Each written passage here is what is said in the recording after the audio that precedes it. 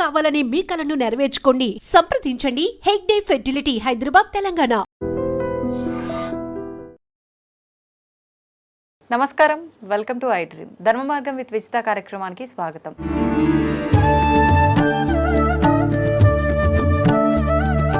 ప్రస్తుతం మనతో పాటు ఉన్నారు ప్రముఖ జ్యోతిష పండితులు, ఆధ్యాత్మికవేత్త సుభాష్ శర్మ గారు. ఇప్పుడు గురుగారితో మాట్లాడదాం.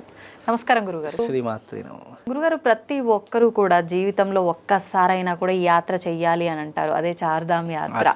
అంటే ఒక్క క్షేత్రాన్ని దర్శించుకుంటేనే ఎంతో పుణ్యం అని అంటూ ఉంటాము. మనం చేసిన పాపాలన్నీ తొలగిపోతాయి అని అంటుంటాము. అటువంటిది ఈ చార్ధామ్ యాత్ర అంటే 4 క్షేత్రాలు దర్శిస్తాము అంటే నిజంగా ఎంతటి గొప్ప అదృష్టమో మనం చెప్పక్కర్లేదు. ఎప్పుడు ప్రారంభం కాబోతుంది గురుగారు చార్ధామ్ యాత్ర ఈసారి? తప్పకుండా తెలియజేసిన ముందుగా ప్రేక్షకులందరికీ శ్రీమాత్రే నమః, శ్రీ గురుభ్యో నమః. నమో దేవ్యై మహాదేవ్యై శివాయై సతతం నమః. నమ ప్రకృత్యై భద్రాయై నిహతాం ప్రణతాస్మృత.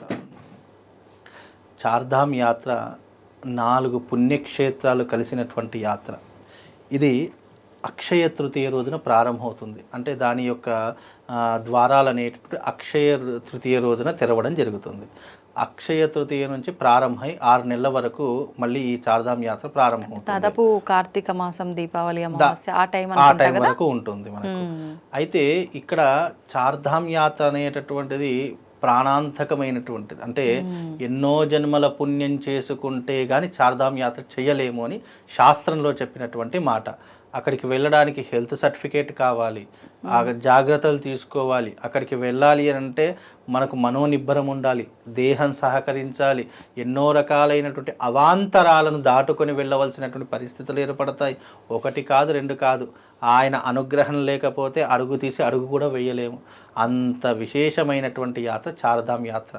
గంగోత్రి, యమునోత్రి, బద్రీనాథ్, కేదార్నాథ్, ఈ 4 ఏవైతే ఉన్నాయో అవి విశేషమైనటువంటి పుణ్యక్షేత్రాలు. శ్రీమన్నారాయణుడు కొలువుదీరినటువంటి క్షేత్రము ఆ యొక్క చార్ధామ్ యాత్ర. ఇది చాలా మట్టుకు ఏంటి అంటే కనుక ఈ చార్ధామ్ యాత్ర అనేటటువంటి జీవితంలో ఒక్కసారైనా చెయ్యాలి అని శాస్త్రం అట. ఎందుకంటే మనిషి చేసుకున్నటువంటి పాపములు శీఘ్రాతి శీఘ్రంగా తొలగిపోవాలన్నా, బ్రహ్మహత్య మహాపాతకాలు తొలగిపోవాలనుకున్న ఈ చార్ధామ్ యాత్ర చేయాలని శాస్త్రవచనం. ఇక్కడ విశేషంగా ఆ రోజున తెలిసినటువంటి ద్వారాలు దాదాపుగా 6 నెలల పాటు భక్తులకు దర్శనమిస్తూ ఉంటారు. అక్కడ విశేషంగా స్వామివారికి, నారాయణుడికి, బద్రీనాథుడికి ఈ బ్రహ్మకమలాలతో అర్చిస్తూ ఉంటారు. అది ఇంకా చాలా విశేషమైనటువంటి క్రతు. దాన్ని చూడడానికి 2 కన్నులు కూడా సరిపోవు. ఆ కమలాలతో స్వామివారు అర్చిస్తారు. సాక్షాత్తు వైకుంఠంలో నారాయణుడు చూసినట్టే దివ్యమంగళ స్వరూపం కనిపిస్తుంది. అక్కడ 6 నెలల పాటు అఖండ దీపం వెలిగిస్తారు. ఆ దీపాన్ని చూడడానికే చాలా మంది బయలుదేరుతూ ఉంటారు. అది విశేషంగా ఏంటి అంటే అక్కడ చార్ధామ్ యాత్రలో ఈ స్నానం ఆచరణ కూడా చాలా విశేషంగా చెప్పడం జరిగింది. అక్కడ మోక్షపురి అని ఉంటుంది. ఆ మోక్షపురిలో ఎవరైతే ఈ యొక్క పిండ ప్రదానం, శ్రాద్ధకర్మ చేస్తారో మళ్ళీ వాళ్లకు పిండ ప్రదానం చేయవలసిన పని ఉండదు అని అక్కడ చాలామంది విశ్వసిస్తూ ఉంటారు. కానీ అది శాస్త్రంలో ఎక్కడా లేదు. తప్పనిసరిగా ప్రతి సంవత్సరీకము ప్రతి ఒక్కరూ కూడా ఎవరిది వారు పెట్టవలసి ఉంటుంది. అక్కడ ఆ మోక్షపురి అంటే ఏంటంటే బ్రహ్మకపాలం అని అంటాము. ఆ బ్రహ్మకపాలంలో విధి విధానంగా శ్రాద్ధకర్మను ఆచరిస్తూ ఉంటాం. ఇవి ఆచరించడానికి, అలాగే ఆ క్షేత్రంలో అడుగుపెట్టినంత మాత్రము చేత మన శరీరంలో ఉన్నటువంటి రోగములు, బాధలు, ఇబ్బందులు అన్నీ కూడా తునాతునకలైపోతాయని అక్కడ శాస్త్రవచనంగా చెప్పడం జరిగింది. గంగోత్రి, యమునోత్రి, బద్రీనాథ్, కేదార్నాథ్ ఇవి 4 యాత్రలు కూడా ఎలా ఉంటాయి అని అంటే కనుక సాధారణమైనటువంటి మనుషులు వెళ్ళలేరు. అక్కడ స్వామివారు ఎవరెవరినైతే పిలుచుకోవాలి అని అనుకుంటారో వాళ్ళు మాత్రమే ఆ క్షేత్రంలో అడుగు పెడతారు. ఒకవేళ మనము తెగించి వెళ్ళినా కూడా ఆ క్షేత్రంలో అడుగు కూడా పెట్టలేము అని శాస్త్రవచనం అంట. ఎందుకంటే అక్కడ వరకు వెళ్ళి తిరిగి వెనక్కి వచ్చిన వాళ్ళు కూడా చాలా మంది ఉన్నారు. అయ్యో, మీరు అక్కడ వరకు వెళ్ళి తిరిగి వచ్చినటువంటి వాళ్ళు కూడా చాలా మంది ఉన్నారు. ఎందుకంటే శివుడి ఆజ్ఞ లేనిదే చీమైనా కుట్టదని ఎలాగైతే శాస్త్రం ఉందో, ఆ శ్రీమన్నారాయణుడి యొక్క ఆజ్ఞ లేనిది ఆ క్షేత్రంలో అడుగు పెట్టలేమట. మనము ఏదైనా మనసులో దురుద్దేశం పెట్టుకొనో, లేదో ఏదైనా స్వార్థం పెట్టుకొనో, లేదా ఎంజాయ్మెంట్ కోసం వెళదాము అని అనుకొని మనం బయలుదేరుతాము, అక్కడికి ఆ క్షేత్రంలోకి అడుగు పెట్టనివ్వదట. కాబట్టి మనకు తపన ఉండాలి. అంటే ఆ భగవంతుణ్ణి చూడడానికి తపన అనేటటువంటిది ఎంతగా రెట్టింపు అవుతుందో ఆ భగవంతుడు అంత తొందరగా నిన్ను ఆ క్షేత్రంలోకి అడుగు పెట్టేలా చేస్తారట. కొన్ని మనము ఎలా ఉంటాయంటే దైవ దర్శనాలు అన్ఎక్స్పెక్టెడ్గా వెళ్ళిపోతూ ఉంటాం. ప్లానింగ్ ఉండదు, ఏమీ ఉండదు. ఆ రోజున ఎందుకు వెళుతున్నామో తెలియదు, వెళ్ళిపోతూ ఉంటామట. అంటే ఆయన పిలుపు అంత విశేషంగా ఉంటుంది. ఎప్పుడు పిలుస్తాడో తెలియదు.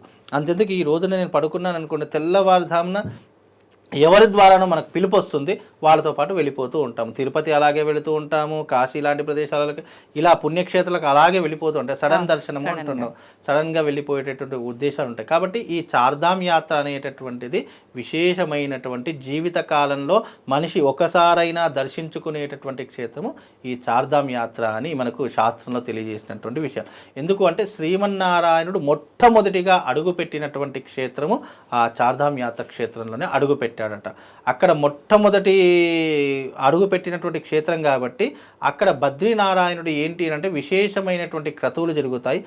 6 నెలల పాటు మంచంతా కప్పివేస్తూ ఉంటుందట.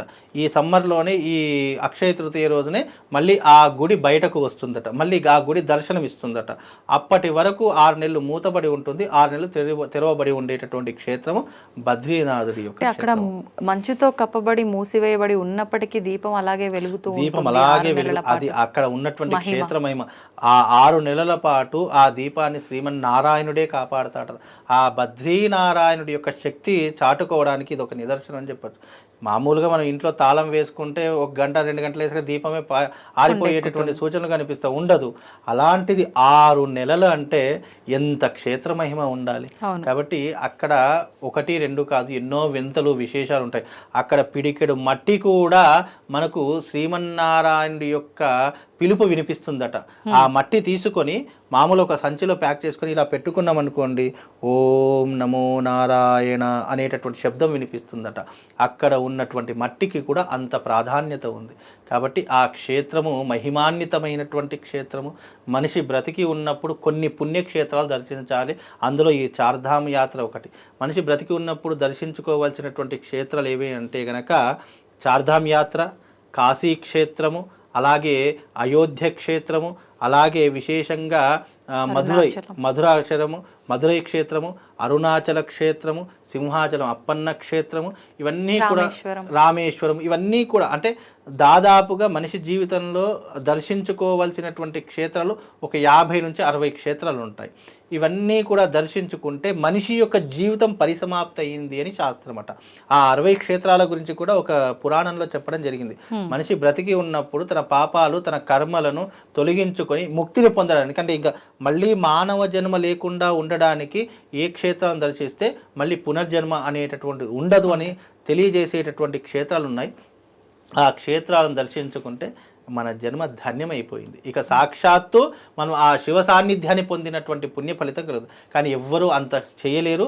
చేసినా కూడా అవి ఏం క్షేత్రాలు ఎవరికి కూడా తెలియదు. ఆ గ్రంథాలు కూడా కొన్ని గ్రంథాల్లో మాత్రమే ఇవ్వడం జరిగింది. పురాణ ఇతిహాస గ్రంథాల్లో చూసుకుంటే మనిషి బ్రతికి ఉన్నప్పుడు ఏ ఏ క్షేత్రాలకు వెళితే ఎలాంటి పుణ్యం కలుగుతుంది, మనిషి జీవిత కాలంలో 60 క్షేత్రాలు దర్శించాలట. అంటే 60 క్షేత్రాలు సంవత్సరానికి ఒక దర్శనం చేసుకున్న అట్లా 60 సంవత్సరాలకు 60 ఆలయాలు పూర్తవుతాయట. అంటే షష్ఠి పూర్తి అని అంటాం. అంటే షష్ఠి పూర్తి అంటే ఏంటి, నీ జీవితంలో 60 సంవత్సరాలు ముగిసిపోయి 60 సంవత్సరాల తర్వాత మళ్ళీ పెద్దవాళ్ళు ఏంటంటే చిన్నపిల్లల్లాగా మారిపోతారట. అందుకే ఈ షష్ఠి పూర్తి సమయం లోపల 60 క్షేత్రాలు దర్శించుకోవాలని శాస్త్రవచనం. కాబట్టి అలాంటి 60 క్షేత్రాలు దర్శించుకునే భాగ్యం ఎవరికి దొరుకుతుందో, ఎంతమందికి దొరుకుతుందో తెలియదు, కానీ తెలిసినటువంటి క్షేత్రాలను అయితే దర్శిస్తున్నారు. 12 జ్యోతిర్లింగాలు ఉన్నాయి. అలాగే ఈ చార్ధామ్ యాత్ర ఉంటుంది. అందులో కాశీ క్షేత్రం ఒకటి ఉంటుంది. అందులో ఈ 18 శక్తిపీఠాల క్షేత్రాలు ఉంటాయి. ఇవి 18, అవి 12, ఇవే దాదాపుగా 30 వరకు అయిపోయాయి. ఇంకా 20 క్షేత్రాలు, ఈ చార్ధామ్ యాత్ర 4 క్షేత్రాలు ఉన్నాయి. ఇంకా అలా కొన్ని క్షేత్రాలు అనేవి కొన్ని ఉన్నాయి. వాటన్నిటిని దర్శించుకుంటే ఈ జన్మ, ఈ తనువు అయిపోయినట్టే. అంత విశేషమైనటువంటి క్షేత్రం చార్ధామ్ యాత్ర. ధన్యవాదాలు గురుగారు. శ్రీమాత.